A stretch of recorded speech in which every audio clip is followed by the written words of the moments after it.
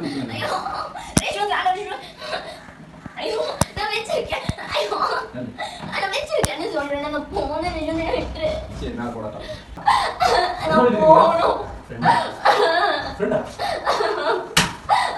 இந்த திருச்சி சாதனா அப்புறம் Surya baby rowdy இந்த மாதிரி ஆபாசமாக போடக்கூடிய இந்த வீடியோவை சார்ந்து இன்ஸ்டாகிராம்லேயும் ஃபேஸ்புக்லேயும் நிறைய ஆபாசமான வீடியோ, ட்ரெஸ் இல்லாமல் ப்ராவோட ஜட்டியோட இந்த மாதிரி வீடியோ போடக்கூடிய பெண்களை பற்றி நாளைக்கு சாயங்காலம் 6 மணிக்கு என்னோடய சேனலில் ஒளிபரப்புகிறேன். தயவு செய்து அதை மிஸ் பண்ணாமல் அவங்க என்னெல்லாம் கேம் ஆடிட்டுருக்கிறாங்க, எப்படியெல்லாம் ஆண்களை ஏமாற்றிட்டுருக்கிறாங்க, எப்படியெல்லாம் மோசம் பண்ணிகிட்ருக்கிறாங்க, நிறைய பெண்களோட வாழ்க்கை சீரழிகிறதுக்கு காரணம் இவங்க ஒரு முன் உதாரணமாக இருக்கிறாங்க அப்படின்றதையும் நான் தெளிவாக என்னோடய சேனலில் பேசுகிறேன். நிறைய ஆபாச வீடியோ போட்டு திருச்சி சாதனாவுக்கு எந்த ஒரு கெட்ட பேரும் வரலையா. யாரோ ஒருத்தர் போய் கம்ப்ளைண்ட் கொடுத்த உடனே என் பெண்ணோட வாழ்க்கை பாதிக்குது, என் பெண்ணோட படிப்பு பாதிக்குது, என்னோட மாமாவோட வாழ்க்கை பாதிக்குது அப்படின்னா ஒருத்தனை கட்டி பிடிச்சி வீடியோ போடும்போது உன் மாமனோட வரலாறு பாதிக்கலையா, இல்லை மாமனோட மரியாதை போகலையா, இல்லை என் அம்மா இந்த மாதிரி ஆபாசமாக வீடியோ போடுறாங்கன்னு குழந்தைங்களாம் மான மரியாதையோட தலை குனியலையா? Hi friends, welcome to Redex media. இன்றைக்கி டிவி சோஷியல் மீடியா எதை திறந்தாலும் பொள்ளாச்சியில் நடந்த அந்த ரேப் அண்ட் மர்டர், கிட்டத்தட்ட 6-7 பேரை பெண்களை ஒரு பண்ணை வீட்டில் வச்சு ரேப் பண்ணியிருக்கிறாங்க. அதுக்கப்புறம் இன்னொரு பொண்ணை பெல்ட்டால் அடித்து சித்திரவதை பண்ணியிருக்கிறாங்க. இதை சார்ந்து கிட்டத்தட்ட 6 வருஷமாக இந்த கேஸை நடத்திட்டு வந்தாங்க. அது மட்டும் இல்லை, அரசாங்கமே முன்னே சிபிஐக்கு இந்த கேஸை கொடுத்துருந்தாங்க. முழுக்க இன்றைக்கி இதை சார்ந்து தான் பார்க்க போகிறோம். அது மட்டும் இல்லை, திரு நக்கீரன் அவர்களை அன்னைக்கு பேசப்பட்ட அந்த காலகட்டத்தில் இந்த ஆதாரம் உனக்கு எப்படி கிடைச்சது, நீ எப்படி பேசலாம், உனக்கு யார் அதிகாரம் கொடுத்தாங்க அப்படின்றத மிரட்டி அவரையும் எந்த ஒரு செய்தியும் பரப்ப விடாமல் அன்னைக்கு பிளாக் பண்ணாங்க. ஏன்னா இதில் ரேப் பண்ண செய்யப்பட்ட இந்த 9 பேரும் ஒவ்வொரு மதத்தை சார்ந்தவங்க, ஒவ்வொரு கம்யூனிட்டியை சார்ந்தவங்க, பொலிட்டிக் பவர், இந்த மாதிரி நிறைய இன்ஃப்ளூயன்ஸை பயன்படுத்தி நிறைய விஷயங்களை மூடி மறைக்கிறதுக்கு முயற்சி பண்ணாங்க. கிட்டத்தட்ட 1100 வீடியோ, எவ்வளோ 1100 வீடியோ பாலியல் வன்கொடுமையை செய்த வீடியோவை பிடிச்சு இன்றைக்கி அதை சார்ந்து ஆய்வு செய்துட்ருக்குறாங்க. இன்றைக்கி எங்கெங்கே எப்பப்போ எந்தெந்த இடத்துல இதை சார்ந்து மாட்டினாங்க, ஏன் 6 வருஷம் கழித்து இன்றைக்கி இந்த 9 பேருக்கும் சேலம் சென்ட்ரல் ஜெயிலில் இவங்களை அழைக்க போகிறாங்க. ஸோ இதுக்கு முன்னாடியே அவங்க நல்லா கம்ஃபர்டபுளாக தான் இருந்தாங்க ஜெயிலில். ஏன்னா அந்த 6 வருஷம் ஜெயிலில் கொடுக்கக்கூடிய ஃபுட்டு இவங்க சாப்பிடல. Idli, dosa, masala dosa, chicken, mutton, biryani, internet, mobile phone, laptop, cigarette, beedi இதெல்லாம் கொடுக்கப்பட்டதுன்னு நிறைய சோஷியல் மீடியாவில் சொல்லப்பட்டது. மீண்டும் என்கிட்ட ஆதாரம் கேட்பாங்க. ஸோ இதை சார்ந்து இந்த கேஸு குறித்து அந்த வீடியோ, அந்த பெண்கள் கதறல் வீடியோ, என்ன நடந்தது பொள்ளாச்சியில், எப்படி இந்த பெண்கள் போய் இந்த சொரிநாயங்க கிட்ட மாட்டினாங்கன்றதை இன்றைக்கி ஃபுல் டீட்டெயிலாக நம்ம இந்த வீடியோவில் பார்க்கலாம். வாங்க வீடியோக்குள்ளே போகலாம். ஸ்கூலில் சொல்ல மாட்டாங்க, காலேஜில் சொல்ல மாட்டாங்க, பெற்றவங்க சொல்ல மாட்டாங்க. அவங்களுக்குன்னே உருவாக்கின சட்டத்திட்டங்களை பற்றி அவங்களுக்கே தெரியலனா இது எப்படி அப்படின்றது என்னோட கேள்வி. பெண்களுக்கு ஆகிய குழந்தை பருவத்திலிருந்தே சில சட்டத்திட்டங்கள் இருக்குது, ஃபோக்சோ வழக்கிலிருந்து நிறைய விஷயங்கள் இருக்குது. அதை சார்ந்து ஸ்கூல்லையே அவங்களுக்கு செப்பரேட்டாக ஒரு கிளாஸ் எடுக்கப்பட வேண்டும். ஏன்னா ஸ்கூல் படிக்கும் போதே அவங்களுக்கு சட்டத்திட்டங்களும் சேர்த்து படிக்க வச்சிங்கன்னா அவங்களோட பாதுகாப்பு கவனிக்கப்பட வேண்டிய ஒன்றா இருக்கும். ஏன்னா அவங்களுக்குன்னு செக்ஷுவல் ஹராஸ்மெண்ட் ஆகட்டும், பாலியல் வன்கொடுமை ஆகட்டும், இந்த மாதிரி ஒரு சம்பவம் செய்யும் போது இதை எப்படி நம்ம கையாளணும், முன்ன நம்ம கம்ப்ளைண்ட் கொடுக்கலாமா, கொடுக்கக்கூடாதா, கொடுத்தா நம்ம குடும்ப மானமரியாதை போகுமா, இல்லை நாமளே இந்த மாதிரி செக்ஷுவல் ஹராஸ்மெண்ட்டுக்கு உள்படுத்தி நம்ம இதை அப்படியே வெளியே சொல்லாமல் மூடி மறைச்சா இந்த மாதிரி சொறி நாயங்களாம் மீண்டும் அடுத்த பெண்களை இந்த மாதிரி பாலியல் வன்கொடுமை செய்கிறதுக்கு வாய்ப்பு இருக்கு இல்லையா? யாரும் இப்போ பயப்பட தேவையில்லை. எந்த ஒரு ஸ்கூல் பெண்களுக்காகட்டும், வேலைக்கு போகக்கூடிய பெண்களாகட்டும், இல்லை காலேஜுக்கு போகக்கூடிய பெண்களாகட்டும், இல்லை அவங்கவுங்க டிபார்ட்மெண்ட்டில் வேலை செய்யக்கூடிய பெண்களாகட்டும், அது குழந்தையாக இருந்தாலும் சரி, பெரியவங்களாக இருந்தாலும் சரி, யாருக்காவது செக்ஷுவல் ஹராஸ்மெண்ட் நடந்ததுன்னா உடனே நீங்கள் கம்ப்ளைண்ட்டை பதிவு செய்யலாம். உங்கள் ஃபோட்டோ வெளியிடாமல், உங்கள் குடும்பத்தை சார்ந்தவங்களை வெளியிடாமல், உங்களோட பேரை வெளியிடாமல் இந்த கேஸை அதிகாரப்பூர்வமாக ஒரிஜினல் சோர்ஸ் உங்கள் கையில் இருந்து நீங்கள் அரசாங்கத்துக்கிட்ட கொடுத்தீங்கன்னா அவங்க மேலே சட்ட ரீதியான நடவடிக்கை எடுக்கப்படும். அதுதான் இந்த வீடியோட ஒரு முன் உதாரணம். ஸோ அமைதியாக இருக்கக்கூடிய பொள்ளாச்சியில் பிப்ரவரி மாதம் 2019 ஒரு பண்ணை வீட்டில் இந்த சம்பவம் அரங்கேறியிருக்கு. ஸோ இங்கே பெண்களை எப்படி பயன்படுத்தியிருக்கிறாங்கன்னா, பெண்கள்கிட்ட நல்ல நட்பரீதியாக பழகிறது, அவங்களோட டேட்டாஸு கான்டாக்ட் எல்லாம் வாங்கிக்கிறது, ஆசை வார்த்தையை காமிக்கிறது, பண்ணை வீடு இருக்குது, நான் அந்த கட்சியில் இருந்தவன், நான் இந்த கட்சியை சார்ந்தவன், என்கிட்ட BMW கார் இருக்குது, என்கிட்ட ஐஃபோன் இருக்குது அப்படின்னு ஆசை வார்த்தை காமிச்சு அந்த காலேஜ் ஸ்டூடெண்ட் பெண்களை வந்து தன்னோட வலையில் சிக்க வச்சுக்கிறது. ஒருத்தர் மட்டும் இல்லை, கிட்டத்தட்ட 9 பேரும் சேர்ந்து இதுதான் ஒரு ப்ரோட்டோகால் அண்ட் ரூல்ஸாக ஃபாலோ பண்ணுறாங்க. இதை எப்படி ஃபாலோ பண்ணுறாங்க நீங்கள் பார்த்தீங்கன்னா, ஒவ்வொருத்தரும் தனித்தனியாக பெண்களை கவர் பண்ணி அந்த பண்ணை வீட்டில் கேதர் பண்ணிக்கிறது. ஸோ இவங்க ஒரு டேட் ஃபிக்ஸ் பண்ணிக்குவாங்க. அந்த பர்டிகுலர் டேட்டில் மட்டும் எல்லாரும் ஒன்று சேர்ந்து அங்கேயே நான்வெஜ் எல்லாம் குக் பண்ணுறது, ட்ரிங்க்ஸ் பண்ணுறதுலேருந்து எல்லாம் என்ஜாய் பண்ணுறதும் அங்கே தான். ஸோ ஒரு கட்டத்தில் இந்த கஞ்சா ட்ரக்ஸ் எல்லாம் அதிகமாக ஆக போக அந்த போதை வெறியில் அங்கே இருக்கக்கூடிய சின்ன சின்ன பெண்களை ஒரு செக்ஷுவல் ரீதியாக மட்டும் இல்லை, ஒரு காம அரக்கனா எப்படி அந்த இடத்துல அந்த பெண்கிட்ட நடந்துக்கிறாங்க அப்படின்னு நீங்கள் பார்த்தீங்கன்னா, அதில் ஸ்பெஷலி 19 இயர்ஸ் காலேஜ் ஸ்டூடெண்ட் ஒரு சின்ன பொண்ணு, இந்த 9 பேருங்களும் கெட்டாமாடு மாதிரி இருப்பானுங்க, தடியனுங்களாக இருப்பானுங்க. அந்த பிஞ்சு குழந்தைய விடிய விடிய விடிய கதற கருப்பழிச்சிருக்கிறாங்க. அந்த பொண்ணும் அண்ணா என்னை விட்டுருங்க என்னால் முடியல, வலி தாங்க முடியலன்னு அந்த பெண்ணு கதறல் இன்னும் நம்ம காதுல இருந்து போகலை. இதை சார்ந்து இன்னொரு பொண்ணும் அந்த குரூப்லேயே இதை சார்ந்து இன்னும் 4-5 பொண்ணுங்க அங்கே பார்த்துட்டு இருக்கிறாங்க.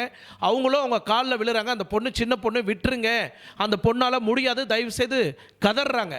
அதுக்கப்புறம் இன்னொரு பொண்ணு அதே செக்ஷுவல் டார்ச்சர் இந்த ஃபாரின்லாம் கொடுப்பாங்க, நீங்கள் பார்த்துருப்பீங்க சரிங்களா.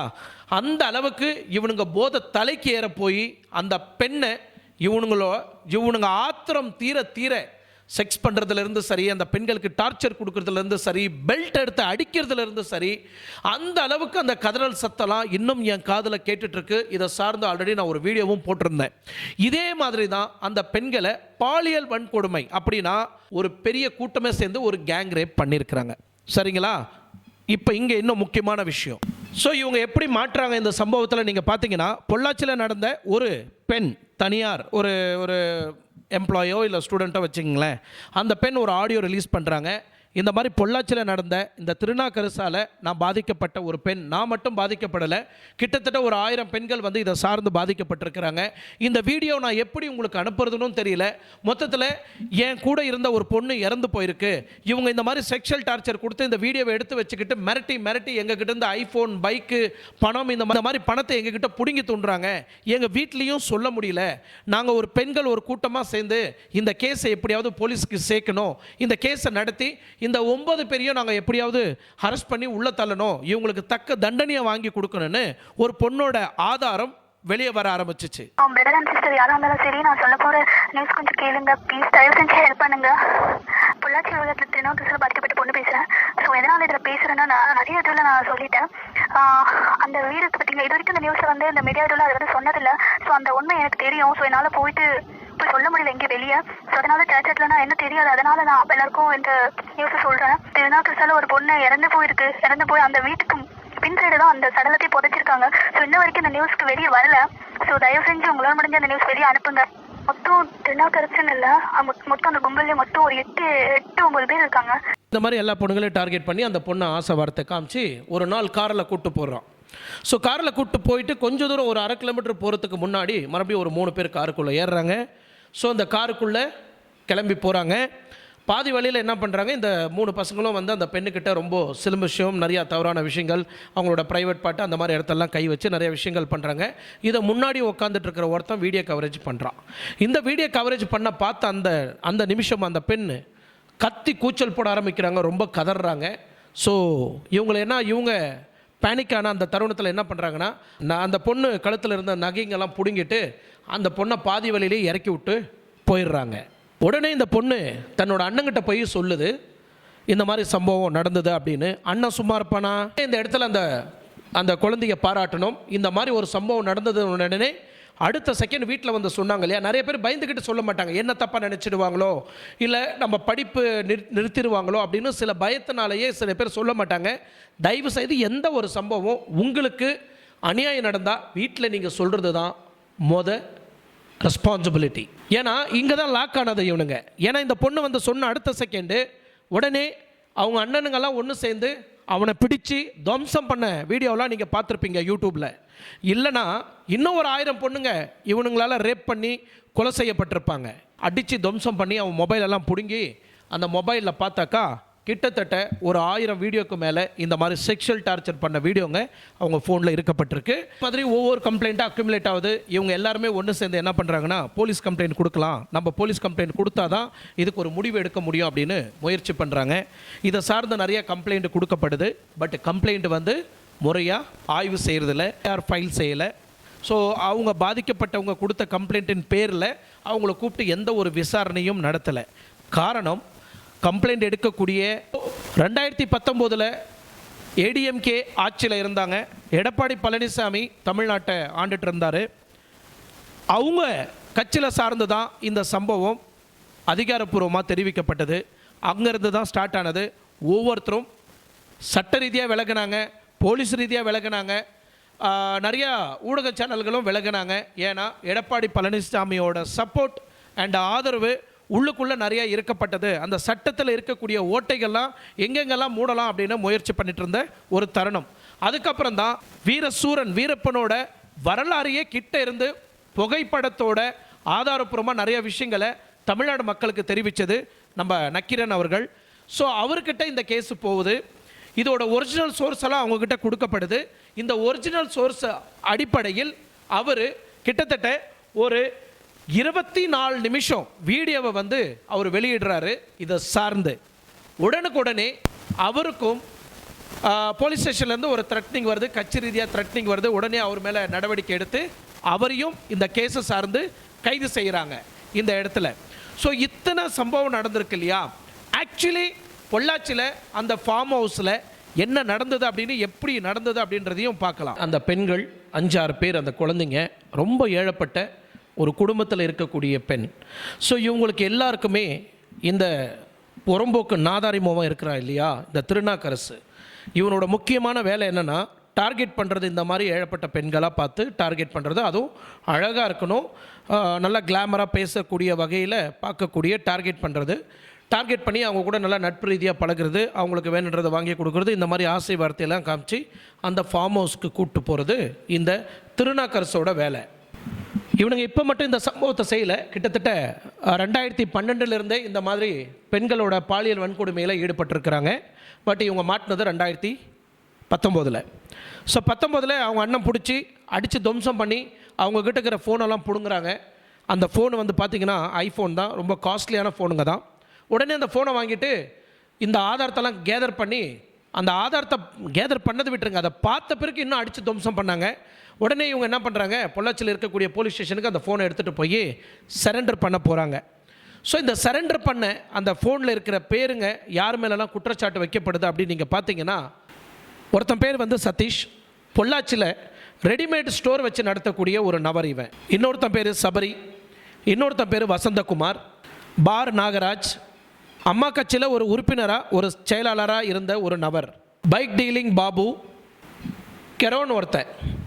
ஸோ இத்தனை பேர் 2016 இவங்க தான் அக்யூஸ்டுன்னு பிடிக்கப்பட்ட நபர்கள், கைது செய்யப்பட்ட நபர்கள். ஸோ இத்தனை பேரில் இவங்களுக்கு எல்லாம் பிக் பாஸாக இருந்த ஒரு நாய் யாருன்னு நீங்கள் பார்த்தீங்கன்னா புறம்போக்கு நாதாரி, அவன் தான் திருநாக்கரசு. பொள்ளாச்சியில் தனியாக ஒரு அந்த தென்னந்தோப்புக்குள்ளே வச்சுருந்த வீடு ஒரு பண்ணை வீடு. அந்த பண்ணை வீடு சொல்லிக்கிற மாதிரி ஒன்றும் கிடையாது. இத்தனை பேர் அரெஸ்ட் பண்ணாங்க. இதுக்கு பின்னாடி இருந்து சப்போர்ட் பண்ணக்கூடிய நபர் யாருன்னு நீங்கள் பார்த்தீங்கன்னா பிரவீன் அண்ட் முகுந்தன். இவங்க யாருன்னு நீங்கள் பார்த்தீங்கன்னா பொள்ளாச்சியோட ஜெயராமனோட 2 பசங்க. போலீஸ் எப்படி கேஸ் எடுப்பாங்க, இவன் ஃபோன் எடுத்துன்னு போய் கொடுத்து இந்த கேஸ் எடுங்கன்னா எப்படி எடுப்பாங்க? ஏன்னா ஒருத்தன் வந்து பண்ணை வீடு வச்சிருக்கிற பெரிய பையன், இன்னொருத்தன் துணை சபாநாயகரோட 2 பசங்க. ஸோ இவங்க பெரிய பெரிய இன்ஃப்ளூயன்ஸாக இருக்கிறவங்க போலீஸுங்க கண்டிப்பாக அவங்க ஆக்ஷன் எடுப்பாங்களே, ஏன்னா அவங்க வேலை போயிடும் இல்லையா. ஏன்னா அவங்க சட்டத்துக்கு பொறுப்பட்டு வேலை செய்யலை, தன்னோட வேலையை காப்பாற்றிக்கிறதுக்காகவே நிறையா போலீஸ் டிபார்ட்மெண்ட்டில் வேலை செய்கிறாங்க. எஸ், இதில் நல்ல கௌரவமாக துணிஞ்சு செயல்படக்கூடிய போலீஸ் ஆஃபீஸருங்க எத்தனையோ பேர் இருக்கிறாங்க நம்ம. ஆக்சுவலி இங்கே கொடுக்கப்பட்ட அந்த கம்ப்ளைண்ட்டை உடனே சம்மந்தப்பட்ட யார் மேலெல்லாம் கம்ப்ளைண்ட் கொடுக்கப்பட்டதோ அவங்களுக்கு இந்த போலீஸ் டிபார்ட்மெண்ட்லேருந்து மெசேஜ் பாஸ் ஆகிடுச்சு, இந்த மாதிரி உங்கள் பசங்க மேலே கம்ப்ளைண்ட் கொடுக்குறாங்க அப்படின்னு. ஸோ அந்த பொள்ளாச்சியில் இருந்த எஸ்பி பாண்டிராஜன் அவரை நீங்கள் ஒரு வீடியோ, வைரலான வீடியோவை நீங்கள் பார்த்துருப்பீங்க. அதை சார்ந்து அவருக்கு உயர்ந்த பதவியும் கொடுத்தாங்க, நிறையா அவார்ட்ஸும் கொடுத்தாங்க அவருக்கு. அவர் என்ன செய்தார் நீங்கள் பார்த்தீங்கன்னா, நம்ம திருப்பூரில் உங்களுக்கு எல்லாருக்கும் தெரியும் ஒரு போராட்டம் நடந்தது. அந்த போராட்டம் செய்யும் போது ஒரு வயசான அம்மாவை கை நீட்டி கன்னத்தில் அரைஞ்ச ஒரு காவல் அதிகாரி தான் இந்த பாண்டியன். இன்னொருத்தர் பேர் வந்து டிஎஸ்பி ஜெயராமன். ஸோ இந்த ஜெயராமனை பற்றி உங்களுக்கு முக்கியமாக நான் சொல்லணும். கோவையில் நீட் தேர்வுக்காக நிறைய பேர் போராடினாங்க. உங்களுக்கு எல்லாருக்கும் தெரிஞ்ச வீடியோ அது. ஸோ அந்த போராட்டம் நடத்தும் போது நிறையா காவல் அதிகாரிகள்லாம் கண்ட்ரோல் பண்ணிட்டு இருந்தாங்க. ஒரு பெண் காவல் அதிகாரி அங்கே இருக்கக்கூடிய கூட்டத்தை கண்ட்ரோல் பண்ணிட்டு இருக்கக்கூடிய அந்த தருணத்தில் இந்த ஜெயராமன் அவங்க டிபார்ட்மெண்ட்டில் இருக்கக்கூடிய காவல் அதிகாரி ஒரு பெண்ணுக்கிட்ட தவறான இடத்துல கையை வச்சு அவர் சில வேலைகளை பண்ணார். அதனால் அவர் இவங்க 2 பேர்கிட்டையும் இந்த கம்ப்ளைண்ட்டு போகுது. இந்த கம்ப்ளைண்ட் ரிசீவ் பண்ண அடுத்த செகண்ட் என்ன ஆகுதுன்னா, இந்த கம்ப்ளைண்ட் கொடுக்கப்பட்ட அந்த அண்ணனை அடித்து துவம்சம் பண்ணுறாங்க. அவங்க அண்ணனை எங்கள் மேலே எடா கம்ப்ளைண்ட் கொடுக்குறீங்கன்னு. இந்த கம்ப்ளைண்ட்டு எடுத்துக்கலை, கம்ப்ளைண்ட்டு ரிசீவ் பண்ணலை. ஆனால் இன்ஃபர்மேஷன் மட்டும் சம்மந்தப்பட்டவங்களுக்கு எப்படி போச்சு? இவங்க 2 பேரால் தானே போயிருக்கு. அந்த வீடியோவில் கொடுக்கப்பட்ட அந்த அண்ணன் எடுத்துட்டு போய் அந்த வீடியோ கொடுத்தான் தெரியுமா? ஒவ்வொரு வீடியோவும் அந்த அளவுக்கு கொடூரமான ஒரு வீடியோ. ஏன்னா அன்னைக்கு 2019 நம்ம எல்லாருமே கேட்ட அந்த கதறல் சத்தம் மீண்டும் ஒரு வாட்டி நீங்க எல்லாரும் கேளுங்களேன். ஏன்னா நிறைய பேர் நீங்க பார்த்திருக்க மாட்டீங்க அந்த வீடியோவை. இந்த வீடியோ பார்த்த பிறகு அந்த அந்த கதறல் இன்னும் நம்ம மனசை வந்து அந்த அளவுக்கு துடிக்குது. இந்த மாதிரி சொறி நாய்களை கிட்டத்தட்ட 6 வருஷம் ஜெயில வச்சு அவனுக்கு வேணுன்ற சுகங்கள், சந்தோஷம், பெட்டு, காட்டு, இன்டர்நெட், லேப்டாப்பு, பீடி, சிகரெட்டு, வீட்டுல இருந்து தோசை, இட்லி, பொங்கல், இந்த மாதிரி நிறைய ஐட்டம்ஸை கொடுத்து இன்னைக்கு நல்லா கெடாமாறு மாதிரி நல்லா வளர்த்து வச்சிருக்கிறாங்க. நீங்க பாருங்க, இன்னைக்கு கோர்ட்டுக்கு ஆஜர்படுத்தி இருந்தாங்க. மே 13 அன்னைக்கு மார்னிங்கே கோர்ட்ல ஆஜர்படுத்திட்டாங்க. விசாரணை நடந்துட்டு இருந்தது. 12 மணிக்கு மேலதான் அவங்களுக்கு சாகும் வரை ஆயுள் தண்டனை அப்படின்னு சொல்லியிருந்தாங்க. ஆனா அந்த ஜெயிலுக்கு வரவங்க எல்லாரும் பாருங்க, தாடி, மிலிட்டரி கட்டிங்கு, நல்லா பேண்ட் ஷர்ட் போட்டுக்கிட்டு நல்லா கெட்டா மாடு மாடி இருக்கிறாங்க. இவங்க ஜெயில இருந்தவங்க மாதிரியா இருக்கு? வெளியே இருந்தாலும் அப்படியே தான் இருக்கிறாங்க. ஜெயில இருந்தாலும் அப்படியே தான் இருக்கிறாங்க. அப்புறம் எதுக்கு ஜெயிலு தண்டனை, போலீஸ், கோர்ட்டுன்னு எதுக்கு கொடுத்தீங்க? என்ன காரணம்? ஒரு ஏழப்பட்டவன் தப்பு பண்ணி அவன் ஜெயிலுக்கு போயிட்டு வெளியே வரும்போது எப்படி இருப்பான் தெரியுமா? எலும்பு குச்சி மாதிரி இருப்பான். ஏன்னா அந்த அளவுக்கு மனம் உருக்கி கஷ்டப்பட்டு வேதனைப்பட்டு மன வேதனையோட வெளியே வரும்போது எலும்பு குண்டு மாதிரி வெளியே வருவான். ஆனா இவனுங்க எப்படி வந்தானுங்க? நல்லா டிப் டாப்பா ட்ரெஸ் பண்ணிக்கிற, தாடி கிடிமா. ஒரு ஜெயில இருக்கிறவனுக்கு தாடியெல்லாம் வெட்டுறதுக்கு யார் பர்மிஷன் கொடுத்தாங்க? சட்ட திட்டங்கள் இருக்கு இல்லையா? அதை விட்டுருங்க. நம்ம செந்தில் பாலாஜி ஜெயிலுக்கு போயிட்டு வந்தாரு ஐடி ரேட் இஷ்யூல. உங்களுக்கு எல்லாருக்குமே தெரியும், இடியில. ஸோ உங்க எல்லாருக்குமே தெரியும், அவர் ஜெயில இருந்து கோர்ட்டும் ஜெயிலுக்கும் கோர்ட்டுக்கும் போயிட்டு வரும்போதெல்லாம் அப்படியே எலும்பு குத்தி மாதிரி அப்படியே ஒரு பேஷண்ட் மாதிரி இருந்தாரு. சரிங்களா? அவரும் ஜெயில தான் இருந்தாங்க. இந்த மாதிரி நிறைய அக்யூஸ்ட், நிறைய குற்றவாளிங்க நீங்க கூப்பிட்டு வரும்போது ஒன்னு கை கால் உடைஞ்சிருக்கும், இல்ல சோகமா இருப்பானுங்க, சோர்ந்து போயிருப்பானுங்க, சோர்வியில இருப்பானுங்க. இந்த மாதிரி வேதனையில இருக்கக்கூடிய இந்த தருணத்தெல்லாம் இன்னைக்கு ஆஜர்படுத்தும் போது கோர்ட்ல இந்த 9 சொறி நாய்களும் நல்லா ரேப் பண்ண அந்த தெனாவட்டே இல்லாம, அந்த திமிர் பயம் இல்லாம நல்லா பிந்தாசா வராங்க. அதுலயும் இவங்க அப்பீல் பண்றது என்னன்னா, எங்களுக்கு எல்லாம் வயசு சின்னது, எங்க அப்பா அம்மா எல்லாம் இன்னும் உயிரோட இருக்கிறாங்க, அவங்கள நாங்க பாதுகாக்கணும், எங்களுக்கு கொஞ்சம் எக்ஸ்கியூஸ் கொடுங்க, எங்க தண்டனையை கொஞ்சம் குறைங்க, அதிகபட்ச தண்டனையா ஒரு 20 வருஷமாவது எங்களை குறையுங்க அப்படின்னு இன்னொரு தரப்புல இருந்து லாயர் வந்து பேசுறாரு அந்த இடத்துல. எப்படிடா விட முடியும் உங்களை? எப்படி விட முடியும்? உங்களை தூக்குல போடணும், இல்ல சாகும் வரை ஜெயில கடந்து சாகுங்க. உங்களை மாதிரி சொறி நாய்களை வெளியே இந்த மாதிரி விட்டாக்கா அடுத்த பொறும்போக்கு நாதாரிங்களா இன்னும் பொம்பளைங்க மேல கை வச்சுட்டு தான் வருவானுங்க. பொம்பளைங்க மேல கை வச்சா இதுதான்டா சட்டம் அப்படின்னு நிரூபிச்சிருக்கு இன்னைக்கு சென்னை கோர்ட்டு. இந்த சம்பவத்தை விட்டுருங்க, இதை நான் கடைசியில சொல்றேன். இந்த கேஸ் சார்ந்து என்ன நடக்க போகுது? இப்ப சென்னை ஹைகோர்ட் இவங்களுக்கு தண்டனை கொடுத்திருக்கு. இதுக்கப்புறம் சுப்ரீம் கோர்ட் போய் இவங்க வாதாடி இவங்களோட நாட்களை வந்து குறைக்கிறதுக்கும் வாய்ப்பு இருக்கு. சோ சட்ட திட்டங்களை எங்கெல்லாம் ஓட்ட இருக்கோ இதை உடைக்க பார்ப்பாங்க இந்த தருணத்துல. அதுவும் இந்த 30 நாளுக்குள்ள. 30 நாளைக்கு மேல போச்சுன்னா மீண்டும் இவங்க சுப்ரீம் கோர்ட்டுக்கு இவங்க வாதாட முடியாது. ஏன்னா இப்ப இருக்கிறது வெறும் 30 நாள். இந்த 30 நாளுக்குள்ள என்னென்னலாம் கேம் ஆடணுமோ ஆடுவாங்க. ஏன்னா இப்ப இருக்கக்கூடிய நம்ம ஸ்டாலின் ஆட்சி ரொம்ப ஸ்ட்ராங்கான ஆட்சி. கண்டிப்பா எந்த குற்றவாளியும் தப்பிக்கிறதுக்கு வாய்ப்பு இல்லை. எஸ்பெஷலி எடப்பாடி இது நடவடிக்கை அன்னைக்கே எடுத்திருக்கணும். ஒருத்தர் தண்டனை கொடுக்கறதுக்கு 6 வருஷம் தேவையில்லை. ஒரு பொண்ணோட கதறல் சத்தம் கிடைச்சு தெரியுமா? இதே எடப்பாடி பொண்ணா இருந்தா வாயை மூடிக்கிறது சும்மா இருந்திருப்பாரா? அந்த 5-6 பேர் பெண்கள் வந்து எடப்பாடியோட குழந்தைங்களா இருந்தா சும்மா இருந்திருப்பாரா? நம்ம ஏன் நம்ம சீரியஸா எடுத்துக்கணும்? அப்புறம் எதுக்குடா சொல்றீங்க? நாங்க தான், எங்க நாடு, எங்க தமிழ்நாடு, இங்க இருக்கக்கூடிய குழந்தைங்கள எங்களோட குழந்தைங்க, நான் அவங்களுக்கு அப்பா மாதிரி அம்மா மாதிரி, எங்க நாட்டு பெண்களுக்கு நாங்க தான் பாதுகாப்புன்னு எலெக்ஷன் வரும்போது எதுக்கு இப்படி உளறீங்க? எதுக்கு இப்படி கத்துறீங்க?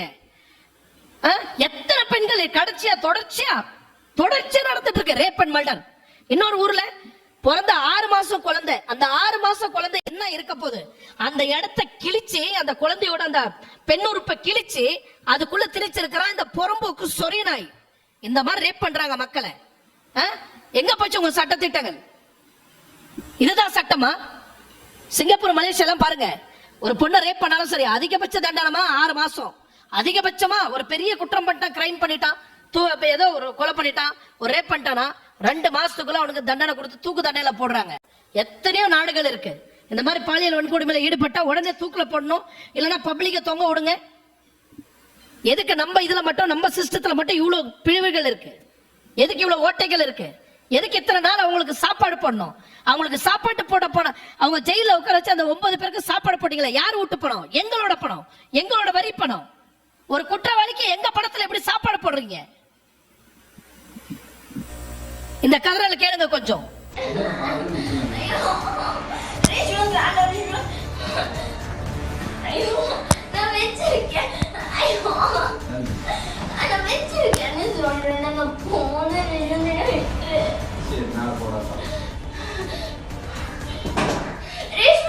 பண்ற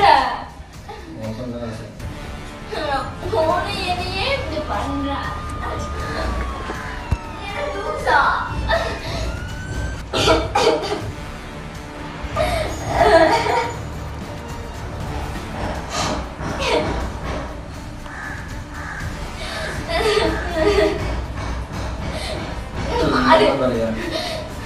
என்ன பார்த்து உனக்கு எப்படி தெரியுது?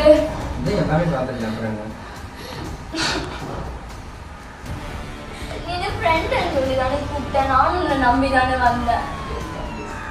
எதுக்கு என்ன இப்படி பண்ண?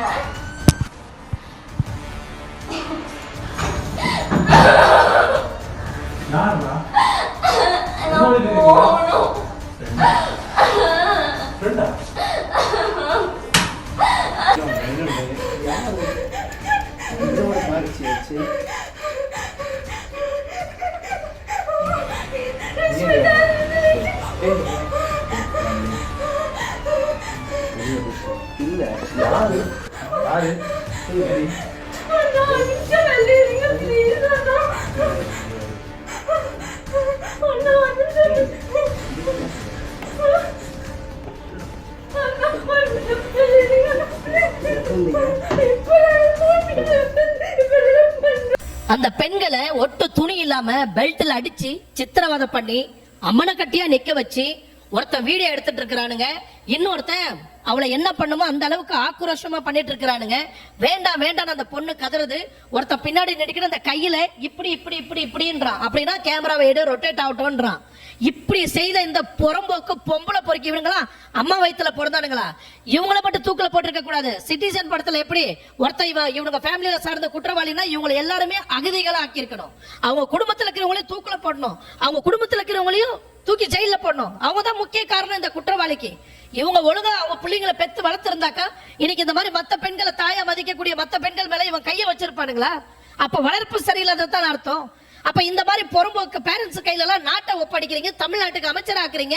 எப்படி நீங்க எல்லாம் ஓட்டு போட்டு இந்த மாதிரி சொறி நாயங்க பசங்களை, சொறி நாயங்களை நீங்க அமைச்சராக்குறீங்க? அவங்களோட பிள்ளைங்க பொம்பளை பொறுக்கி ஆகுறானுங்க. இந்த கத்துற கத்து உங்களுக்கு கேக்குது இல்லையா? காதுல கேக்குது இல்லையா? அண்ணா விட்டுருண்ணா, அண்ணா விட்டுருண்ணான்னு காத குளிர எல்லாரும் கேக்குறீங்கல்ல? உங்க மனசு துடிக்காது, உங்க இதயம் துடிக்காது, உங்களுக்கு ஒரு வெறி வராது? என் பொண்ணு இந்த மாதிரி செஞ்சா நான் எப்படிலாம் சும்மா விடுவேன்னு வெறி வராது உங்களுக்கு? இந்த மாதிரி நாய்களுக்கு இன்னைக்கு தண்டனை, அதுவும் கடைசி வரைக்கும் ஆயுள் தண்டனை. ஏதோ நம்ம பணம் தான், கடைசி வரைக்கும் நாம தான் சோறு போடணும் அந்த சொறி நாய்களுக்கு. தப்பும் செஞ்சுட்டு இவங்களுக்கு ஏசி ரூம் இந்த மாதிரி கம்ஃபர்டபுளும் கொடுத்து நம்மளோட பணத்துல தான் இவனுங்க துண்ணுட்டு உட்காந்துட்டு இருப்பானுங்க ஜெயிலுக்குள்ள. இந்த மாதிரி சம்பவத்தெல்லாம் உடனுக்குடனே ஆக்ஷன் எடுக்கணும், உடனுக்குடனே போட்டு தள்ளணும்.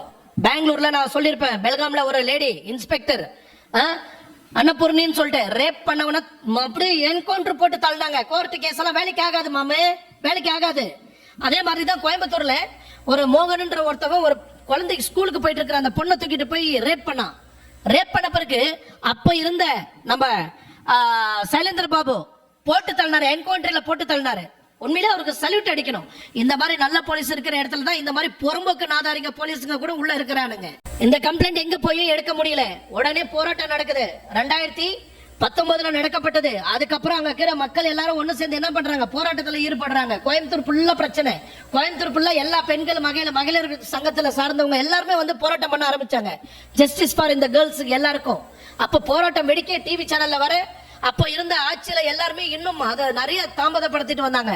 பொதுமக்கள் கொந்தளிக்க ஆரம்பிச்ச உடனே போலீஸ்க்கு பிரஷர் தாங்க முடியாம என்ன பண்ணாங்க, ஒரு 4 பேரை தூக்கி உள்ள வச்சு நாங்க இந்த பாலியல் வன்கொடுமையில செய்த நபர்களை நாங்க வந்து கைது செய்துட்டோம் அப்படின்னு போட்டோக்கு போஸ்ட் கொடுத்த ஒரு காலம். அப்போ இந்த பார் நாகராஜன்ற ஒரு நாய், அம்மா கட்சியில ஒரு தலைவனா இருக்கக்கூடிய ஒரு நாய், இவனுக்கெல்லாம் மக்கள் எப்படி அந்த கிராமத்துல அவனுக்கு ஓட்டு போட்டு அவனை நிக்க வச்சிங்கன்றது எனக்கு தெரியல. சோ இதை சார்ந்த உடனே அம்மா பேர்வையில இருந்து அவனை வேலையை விட்டு அவனை அந்த கட்சியில இருந்து தூக்கிட்டாங்க. அதுக்கப்புறம் இந்த பொள்ளாச்சி ஜெயராம் இருக்கிறார் இல்லையா, இதெல்லாம் வந்து எங்களை வீழ்த்தக்கூடிய ஒரு விஷயம், எங்க கட்சி ஆட்டி படைக்கணும்னு நினைக்கிறாங்க, இது வேணும்னு பழி போட்ட ஒரு தருணம் அப்படின்னா நிறைய மீட்டிங்ல எல்லாம் பார்த்திருப்பீங்க. அந்த புறம்போக்குக்கு நான் சொல்றேன், உங்களுக்கெல்லாம் வீட்டுல குழந்தைங்களை எப்படி வளர்க்கணும்னு தெரியல. உங்க 2 குழந்தை லட்சணம் தான் இன்னைக்கு லைவா வீடியோ மூலியமா பொதுமக்களுக்கு எல்லாம் தெரியப்படுத்தி அசிங்கப்படுத்தினாங்களே. எப்படிடா நீங்க வந்து பொதுமக்கள் முன்னாடி மூஞ்ச காமிக்கிறீங்க, உங்களுக்கு அசிங்கமா இல்ல? இதை சார்ந்து நிறைய பத்திரிகை ரிப்போர்ட்டர் பொள்ளாச்சி ஜெயராமுக்கு போன் பண்ணி கேக்குறாங்க, இந்த மாதிரி உங்க பையன் ஈடுபட்டு இருக்கிறான், இந்த மாதிரி சம்பவத்துல மாட்டி இருக்கிறான் அப்படின்னு. அது எப்படி என் பையன் இந்த மாதிரி ஒரு சம்பவத்தை செய்வான், என் பையனுக்கு 20 வயசு தானே ஆகுது, அதுவும் என்கிட்டயே போன் பண்ணி கேட்கிறேன், நான் யாருன்னு தெரியுமா அப்படின்னு இந்த பொள்ளாச்சி ஜெயராமன் வந்து கேட்கிறான். இவெல்லாம் ஒரு மீச வச்ச ஆம்பளன்னு சொல்லிட்டு மக்கள் எல்லாம் நம்பி ஓட்டு போடுறாங்க. இன்னும் இந்த வாட்டி டெபாசிட் கூட கிடைக்காது உனக்கு. பொள்ளாச்சி ஜெயராமன் கிட்ட அவன் பையன், பொள்ளாச்சி ஜெயராமனோட பையன் 20 வயசுன்னு சொல்றீங்க. பொண்ணுங்க கூட இதே அவினாசி ரோட்ல திருப்பூர் ரூட்ல ஒரு 4 பொண்ணுங்க கூட அந்த கார்ல 18 வயசு இருக்கும்போது, எப்போ 18 வயசு இருக்கும்போது அந்த கார்ல வந்து ஆக்சிடென்ட் பண்ணி சுரேகான்னு ஒரு பொண்ணு கூட இறந்து போயிருக்கு. அந்த தருணத்தை கூட மக்கள் யாரும் மறந்திருக்க மாட்டாங்க, நியூஸ்ல வந்த ரிப்போர்ட். சோ இந்த அளவுக்கு அநியாயம் செய்த இந்த 9 பேருக்கும் 2019ல ஒரு லாயர் கூட முன்ன வரல.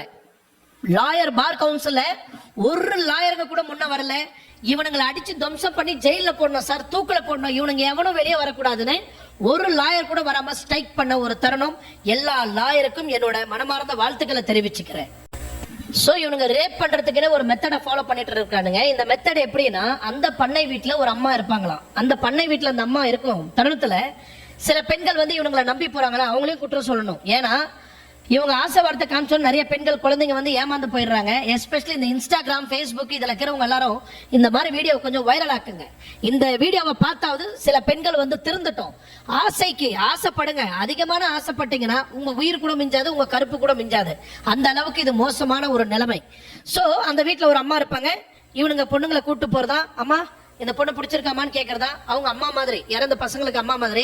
உடனே உங்களுக்கு மருமகளா இந்த பொண்ணை கூப்பிட்டு வந்துக்கிறோமா அப்படின்னு சொன்னோடனே அந்த பொண்ணுங்களுக்கு ஃபுல் குஷி.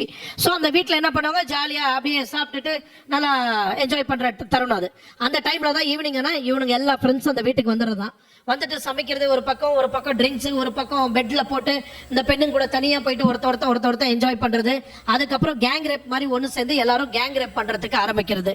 இந்த மாதிரி தான் அந்த பொள்ளாச்சி வீட்டுல பெண்களை நம்ப வச்சு கூட்டு போய் கதற கருப்பழிச்சு பெண்களை வந்து கொடுமைப்படுத்துறதா ஒரு வேலையா வச்சிருக்கிறாங்க. கூட இவனுங்க ஆசை வார்த்தை காமிச்சு நல்லா ஜாலியா என்ஜாய் பண்ணிட்டு வெளியே அனுப்பிச்சிருது.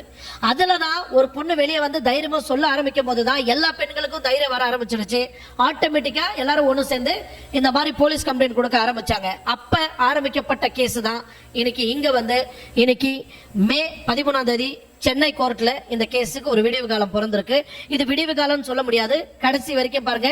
இன்னும் இங்க முக்கியமான ஒரு ட்விஸ்ட் இருக்கு. இந்த புறம்போக்கு நாதாரிங்க கட்சியில தான் இருக்கிறானுங்க, அங்கேயே மக்கள் பணத்தை கொள்ளடிக்கிறானுங்க.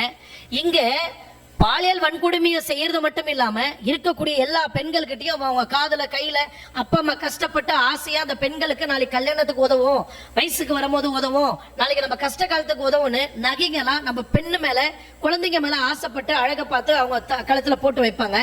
இந்த நகைகளும் புடுங்கி எவ்வளவு பணத்தை இந்த மாதிரி பெண்கள் கிட்ட இருந்து கொள்ளடிச்சு இவனுங்க ஐபோன் வச்சு யூஸ் பண்றதுக்கும் ஆடம்பரமா வாழ்றதுக்கும் சொகுசா கார்ல போறதுக்கும் இந்த பெண்களோட பணத்துல தான் இத்தனை நாளா வாழ்ந்துட்டு வந்திருக்கிறானுங்க. ஏன் பெண்களோட மானபங்கத்தை இந்த அளவுக்கு எடுக்கிறாங்க, பெண்களோட கருப்பு ஏன் இந்த அளவுக்கு மிஸ்யூஸ் பண்றானுங்க? இப்ப இந்த பொள்ளாச்சியில நடக்கப்பட்ட இது ஒரு சம்பவம் கிடையாது, இது மாதிரி நிறைய சம்பவம் தமிழ்நாட்டுல நடந்துட்டு தான் இருக்கு.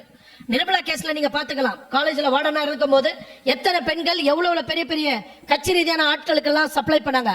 பெண்கள்னா அவ்வளவு கிள்ளுக்கிறையா போச்சா? இதே இன்னைக்கு இந்த மாதிரி பணக்காரன பசங்களை இப்படி கெடாபாட மாதிரி தடிமாடு மாதிரி வச்சு இன்னைக்கு கோர்ட்ல ப்ரொடியூஸ் பண்றாங்க. எவன் மூஞ்சிலையும் ஒரு சோகம் காணா, நல்லா சொகுசா சிக்கன் மட்டன் சாப்பிட்டு வந்து தெம்பா நிக்கிறானுங்க புறம்போக்கு நாதாரிங்க கோர்ட்ல. இந்த ராம்குமார் கேஸ் நீங்க பாத்துக்குங்க. ஜூலை 1ஆம் தேதி 16வது வருஷம் 2016, அந்த நாள் யாரும் மறக்க முடியாது.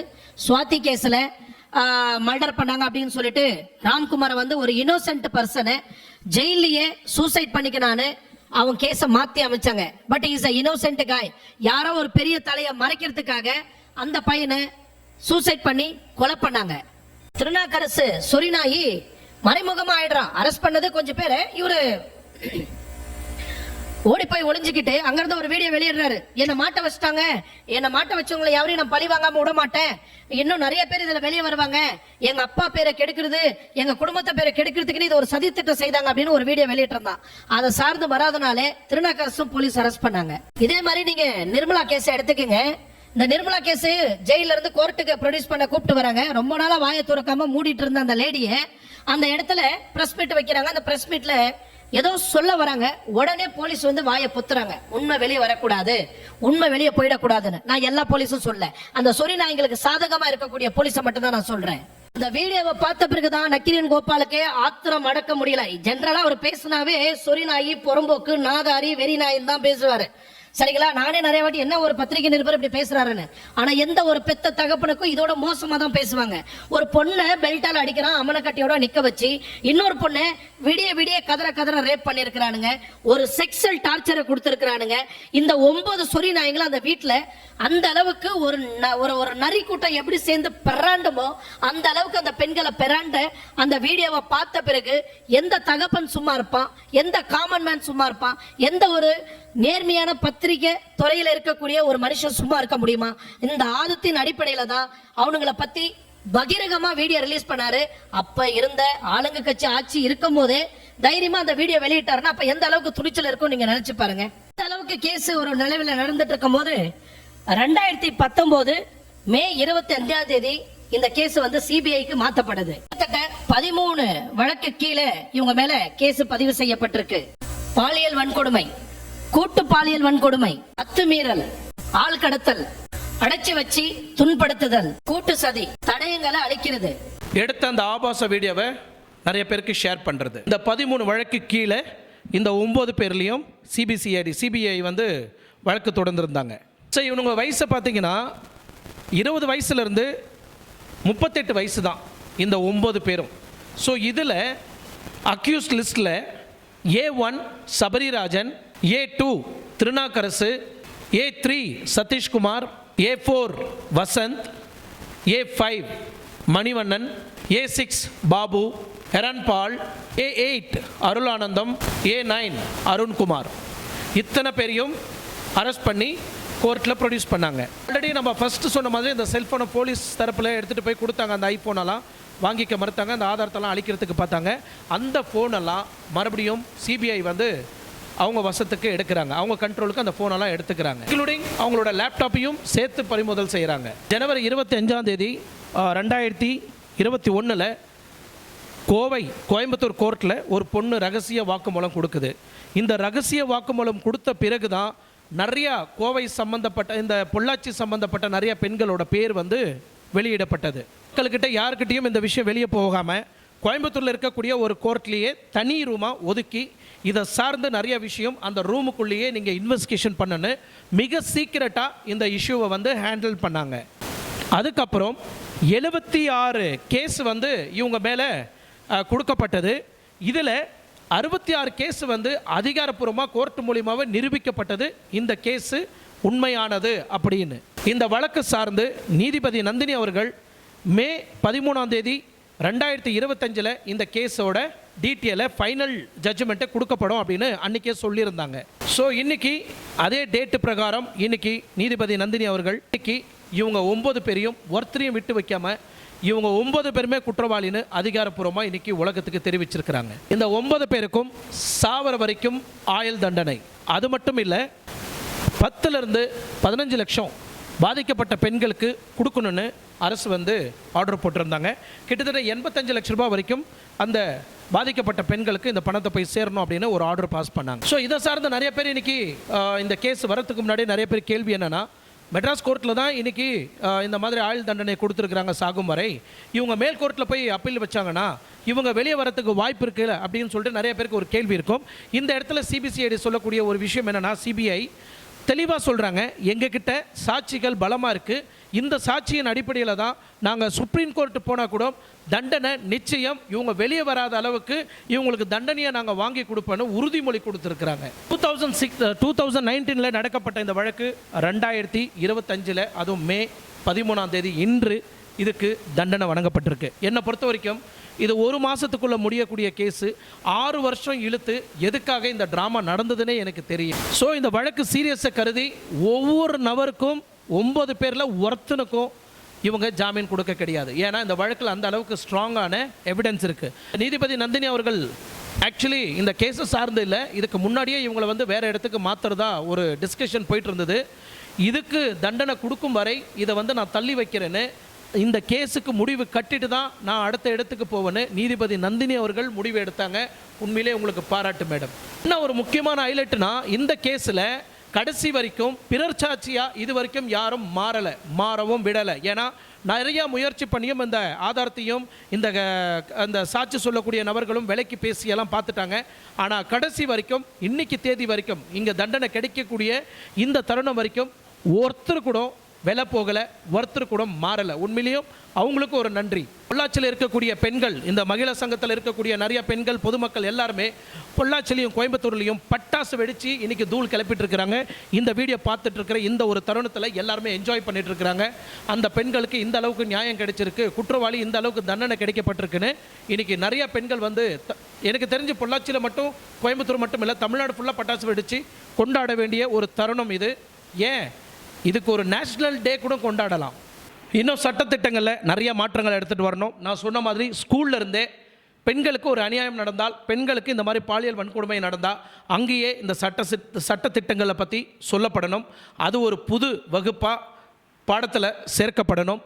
அப்போ தான் பெண்கள், குழந்தைங்களுக்கு பாதுகாப்பு என்னன்றதை அங்கேருந்தே படிப்படியாக படிச்சுட்டு வருவாங்க. அதுக்கப்புறம் அவங்க எடுக்கக்கூடிய அந்த ஆக்ஷனை அங்கேருந்தே கற்றுக்குவாங்க, எப்படி பாதுகாத்துக்கணும். அப்படியே நம்ம பாலியல் வன்கொடுமை செய்யப்பட்டால் நம்மளை பேட் டச் பண்ணாங்க, குட் டச் பண்ணாங்க அப்படின்னு இந்த கிளாஸ் எடுக்கும் போது, சப்போஸ் இந்த பேட் டச் குட் டச் சொல்லி கொடுக்கும் போதே இந்த மாதிரி ஒரு நபர் யாராவது செய்தாங்கன்னா ஃபஸ்ட்டு யார்கிட்ட சொல்லணும், செகண்ட் யார்கிட்ட சொல்லணும், 3வது யார்கிட்ட சொல்லணும், 4வது யார்கிட்ட சொல்லணும், 5வது யார்கிட்ட சொல்லணும், 6வது யார்கிட்ட சொல்லணும்னு ஒரு செக்ஷன் கீழே இதை சொல்லணும். அப்படியே இதை மீறி யாரும் அது சரியாக கண்டுக்கலையா, உடனே தன்னோட இந்த ஃபோன் நம்பர் ஒன்று கொடுத்து இந்த சைல்டு வெல்ஃபேர் நம்பரை சொல்லி, இந்த சில்ட்ரன்ஸ் கால் 1098 இந்த நம்பருக்கு 24 மணி நேரமும் 365 டேஸும் இந்த ஃபோன் இயங்கும். ஸோ கால் அங்கே போகணும், எப்படி பேசணும், எப்படி கம்ப்ளைண்ட் கொடுக்கணும் அப்படின்னு சொல்லி கொடுக்கணும். அந்த கம்ப்ளைண்ட்டை ரிசீவ் பண்ணுறவங்க இந்த ஸ்கூல்லேருந்து தான் இந்த கால் வந்ததா, இந்த இடத்துலேருந்து இந்த கால் வந்து அதை ட்ராக் பண்ணி ஃபியூ செகண்டுக்குள்ளே போலீஸ் அங்கே போய் இந்த பிரச்சனையை ஹேண்டில் பண்ணும். அந்த அளவுக்கு ஸ்கூல் பள்ளிக்கூடத்திலிருந்தே இந்த மாதிரி சம்பவங்கள் தான் சொல்லி கொடுத்தா தான் இந்த மாதிரி செக்ஷுவல் ஹராஸ்மெண்ட்டை வந்து தவிர்க்கப்படும். ஸ்கூல் மட்டும் இல்லை, காலேஜ்லேயும் இதை தொடங்கப்படணும். அதே மாதிரி தனியார் ப்ரைவேட் கம்பெனிஸ்லேயும், ஐடி கம்பெனிஸ்லேயும், பெரிய பெரிய ஃபேக்ட்ரிஸ்லேயும் இந்த மாதிரி ஒரு ட்ரைனிங் செக்ஷனையும் கொடுக்கப்படணும். அப்போ தான் பெண்கள் அங்கே வந்து பாதுகாப்பாக இருப்பாங்கன்றதை நான் நம்புகிறேன். இந்த மாதிரி சம்பவத்தை உடனுக்குடனே உங்களுக்கு எடுத்துகிட்டு வந்து வீடியோ மூலிமா தெரியப்படுத்த வேண்டியது என்னோட கடமை. இதில் இன்னும் இந்த 9 பேருக்கும் இன்னும் அதிகபட்ச தண்டனையாக என்ன கொடுக்கணும் அப்படின்னு நீங்கள் விரும்புகிறீங்க அப்படின்றத உங்களோட கருத்துக்களை என்னோட கமெண்ட்டில் தெரிவிங்க. மீண்டும் அடுத்த வீடியோவில் சந்திக்கும் வரை உங்களிடமிருந்து விடைபெறுவது உங்கள் ஆர்கே. நன்றி, வணக்கம்.